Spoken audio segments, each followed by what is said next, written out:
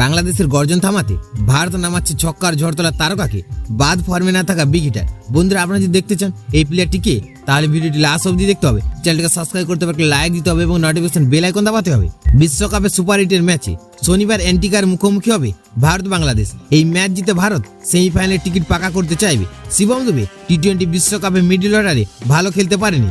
শিবম দুবেকে বসিয়ে সঞ্জু স্যামসনকে মাঠে নামাতে পারেন রোহিত বাহিনী, কারণ গত 4টি ম্যাচে দুবের স্কোর হলো 0-3, 31-10।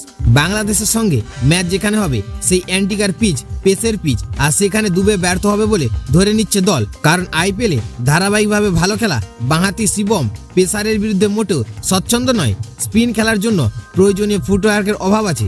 টিম ম্যানেজমেন্ট মনে করছেন দুবের এই দক্ষতার অভাবেই ভারতের মিডল অর্ডারের সমস্যা বাড়িয়ে তুলছে। বন্ধুরা, সেখানে সঞ্জু স্পিনার আর পেসার উভয়কে চুটিয়ে খেলতে পারে। পাওয়ার হিটের ক্ষমতা দুর্দান্ত। মিডল অর্ডারে যে কোনো পজিশনে ব্যাট করতে আটকায় না। তাছাড়া দলে ইতিমধ্যে ঋষভ পান্ট ও অক্ষর প্যাটেল বাঁহাতি ব্যাটের অভাব পূরণ করেছে।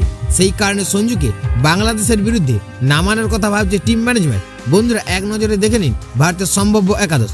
বিরাট কোহলি, রোহিত শর্মা অধিনায়ক, ঋষভ পান্ট উইকেট কিপার, সূর্য কুমার যাদব, সঞ্জু স্যামসন, হার্দিক পান্ডিয়া, অক্ষর প্যাটেল, রবীন্দ্র জাদেজা, জসপ্রীত বুমরা, আর্শদীপ সিং, কুলদীপ যাদব। এই ছিল ভারতের সম্ভাব্য একাদশ।